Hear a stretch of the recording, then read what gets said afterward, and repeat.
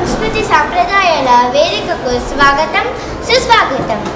సూర్యోదయం మొదలుకొని సూర్యాస్తమయం వరకు ఎంతో ప్రశాంతంగా పల్లెలంటే ఎవరికి ఇష్టం ఉండదు? అందరికీ ఇష్టమే.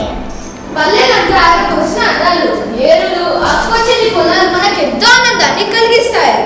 దేశానికి పట్టుకొమ్మలు మన పల్లెలు. ఈ పల్లెల అందాలను వర్ణించడం ఎవరి తరము కాదు. సరే, మన పాఠశాల పల్లె వాతావరణంలోకి అడుగు పెడదామా? ఇదిగో పంట పొలాల రైతుల సందడి చూడండి. ఇదిగో చెరువు కూడా ఎంతో అందంగా ఊరికి పసుపు పారాన్ని అందినట్లు ఉంది. పల్లెటూరు ఇంటి వాతావరణం బావి, బొయ్య. ఆ కాలంలో కట్ల పొయ్యలు ఉపయోగించుకునేవారు. ఇలాంటి బావులు కూడా. విశ్రాంతి భవనం. పెద్దలు ఎవరైనా విశ్రాంతి తీసుకోవాలంటే ఇక్కడికే వస్తారు. పల్లెటూరి పెళ్లి చూడటానికి ఎంత ముచ్చటగా ఉందో. ఇక్కడ ఏదో పంచాయతీ జరుగుతున్నట్టుంది. పెద్దలు తీర్పు చెప్తున్నట్టున్నారు. చూడండి, ఆనాటి పల్లెల్లో ఎంతో ముఖ్యమైన కులవృత్తుల వారిని చూసేసామా? నేను కుమ్మరి కుండలేనిది పల్లెలో పెళ్లి కూడా కాదు. వేసవికాలం వస్తే చల్ల చల్ల నీటి కుండ ప్రతి ఇంట్లో ఉండాల్సిందే. కుండలోని నీరు ఆరోగ్యానికి మంచిది. నేను పెద్దలని సన్నని వెదురుతో అందంగా బుట్టలు, తోటికలు, బొమ్మలు అల్లుతాను. మేము అల్లే బుట్టల్లోనే వేణమమ్మలు పెళ్లి కూతుర్ని కూర్చోబెట్టే పెళ్లి మండపానికి తీసుకువెళ్తారు. నేను కంసాలి. వెండి, బంగారం, లోహాలతో అనేక అందమైన నగలు తయారు చేసేది నేనే. అందమైన ఆడపడుచుకు 7 వారాల నగలు నగిశీలతో తయారు చేసేది నేనే. నగలంటే ఇష్టం లేని వారు ఉండరు. ధన్యవాదాలు. నేను కమ్మరి. నేను ఎనముతో అనేక పనిముట్లను తయారు చేస్తాను. వ్యవసాయానికి కావాల్సిన శుద్ధి, పార, గులపం వంటి అనేక పనిముట్లను తయారు చేస్తాను. నేను పద్మశాలిని. రంగురంగుల దారాలతో అందమైన వస్త్రాలను తయారు చేస్తాను. 6 గజాల చీలను కూడా చిన్న అగ్గిపెట్టెలో అమర్చగలిగే సామర్థ్యం కలవాడు. సరే, ఆనాటి కాలంలో ఆడే ఆటలను చూసేద్దామా? పచ్చలాట. ఇది కాకతీయుల కాలం నాటి ఆట. దీనిని పచ్చిసాట అని కూడా అంటారు.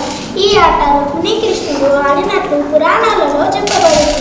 ఈ ఆట 2 కానీ 4 కానీ ఆడవచ్చు. ఈ ఆట కాలంలో కూడా చాలా మంది ఆడతారు. వైకుంఠపాలి. దీనిని పరమపద సోపన పఠనం అని అంటారు. ఇది ఒక సంప్రదాయపు ఆట.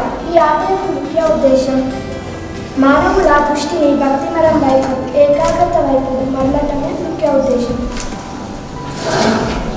వామన గుంటలు. ఇది 2 పలకల కొయ్య సాధనం. ఒక్కొక్క పలకకు 7 గుంటలు ఉంటాయి.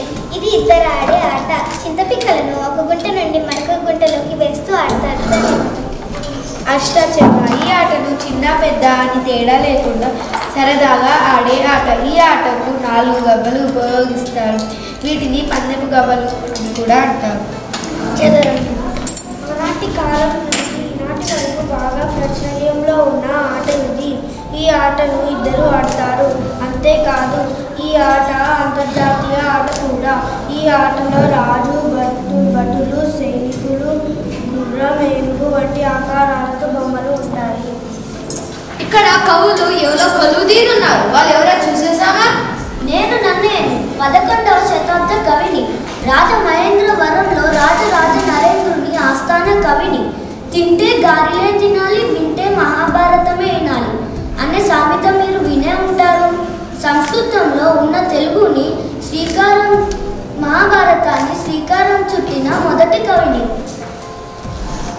మహాభారతంలో ఆది, సభ, పర్వాలలో సగభాగం రాశాను. నేను తిక్కను. 13వ శతాబ్ద కవిని. నెల్లూరును పాలించిన మన్మసిద్ధి రాజమంత్రి మరియు ఆస్థాన కవిని. నన్నయ్య గారు మొదలుపెట్టిన మహాభారతంలో విరాట్ పర్వం మొదలు 15 పర్వాలు రచించాను. మహాభారతంలో ఎక్కువ భాగం రచించిన కవిని. నాకు కవి బ్రహ్మ, ఉభయకవి అనే బిరుదులు ఉన్నాయి. నేను 14వ శతాబ్దం కవిని. అరగంటిని పాలించిన బృహదేవ యమారెడ్డి ఆస్థాన కవిని. మహాభారతంలో నన్నయ్య గారు రాసిన అరణ్యపర్వంలో చివరి భాగాన్ని పూర్తి చేశాను. నాకు జమ్ముదాసుడు అనే బిరుదు ఉంది. మహాభారతాన్ని తెలుగులో రాసిన మా ముగ్గురికి కవిత్రయం అనే పేరు వచ్చింది.